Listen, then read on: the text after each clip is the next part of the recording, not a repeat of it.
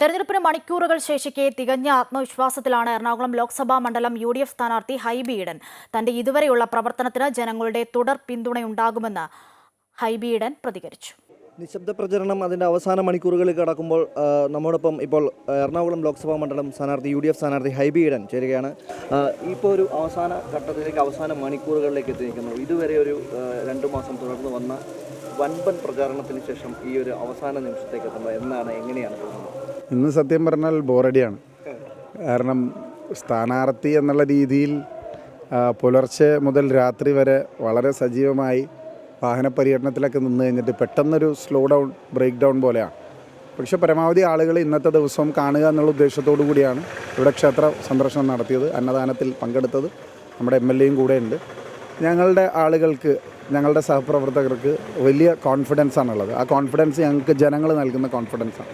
ഞങ്ങളുടെ സ്ഥാനാർത്ഥി പര്യടനത്തിലുടനീളം ജനങ്ങൾ പറഞ്ഞ കാര്യങ്ങളെല്ലാം വികസന വിഷയങ്ങളാണെങ്കിലും സർക്കാർ എതിരെയുള്ള വികാരങ്ങളാണെങ്കിലും അത് വോട്ടുകളായി മാറുമെന്ന് ഞങ്ങൾ പ്രതീക്ഷിക്കുകയാണ്. ക്ഷേമ പെൻഷനുകളൊക്കെ നിഷേധിക്കപ്പെടുന്ന വികസന പ്രവർത്തനങ്ങൾ എറണാകുളത്തിൻ്റെ ചരിത്രത്തിൽ ഇതേപോലെ മുരടിപ്പ് നേരിട്ട ഒരു കാലഘട്ടം ഉണ്ടായിട്ടില്ല. MLA ഫണ്ട് കൊടുത്താൽ പോലും ആ ഫണ്ട് 100,000 കാര്യങ്ങൾ പറഞ്ഞ് അത് തിരുവനന്തപുരത്തിട്ട് കറക്കി കൊണ്ടുവരുന്ന സാഹചര്യമാണ്. അപ്പോൾ ജനങ്ങൾക്കറിയാം ഈ സർക്കാരിൻ്റെ കെടുകാര്യസ്ഥതയും കാര്യക്ഷമമല്ലാതെ രീതിയിൽ പ്രവർത്തിക്കുന്നതല്ല. അതെല്ലാം ഞങ്ങൾക്ക് ഗുണം ചെയ്യുന്ന ഞങ്ങൾ പ്രതീക്ഷിക്കാം.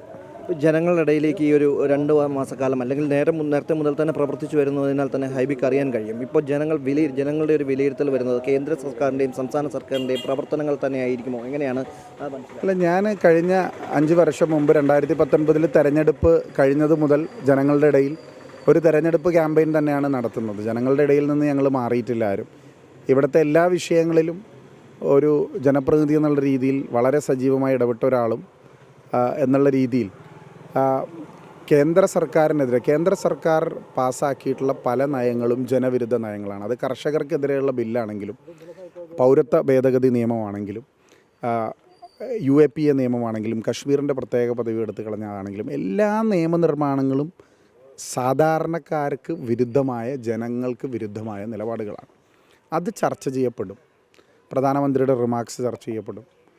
മറ്റൊരു വശത്ത് സംസ്ഥാന സർക്കാരിനെതിരെയുള്ള വികാരവും ജനങ്ങൾ പ്രകടിപ്പിക്കാൻ, കാരണം 8 വർഷം ഒരു സർക്കാർ 8 വർഷം പൂർത്തീകരിക്കുമ്പോൾ അതിൻ്റെ എറണാകുളം വികസനകാംക്ഷികളാണ് എറണാകുളത്ത് കൂടുതലും ഉള്ളത്. ആ വികസനകാംക്ഷികളായിട്ടുള്ള ആളുകൾക്ക് നിരാശപ്പെടേണ്ട സാഹചര്യമാണ്. മെട്രോ റെയിൽ എന്തോരം 2012 തുടങ്ങിയ മെട്രോ റെയിലിൻ്റെ ആദ്യഘട്ടം ശ്രീ ഉമ്മൻചാണ്ടി മുഖ്യമന്ത്രിയായിരുന്നപ്പോൾ പൂർത്തീകരിച്ചാണ്.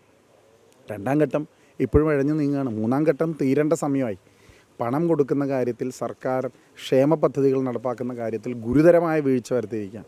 അപ്പോൾ ജനങ്ങളിത് വിലയിരുത്തി വോട്ട് ചെയ്യും. എനിക്ക് ഒരേ ഒരു റിക്വസ്റ്റ് അമൃത TV-യിലൂടെ പറയാനുള്ളത്, പൊരിയുന്ന വെയിലാണെങ്കിലും പൊള്ളുന്ന വിഷയങ്ങളാണ് രാജ്യത്തുള്ളത്.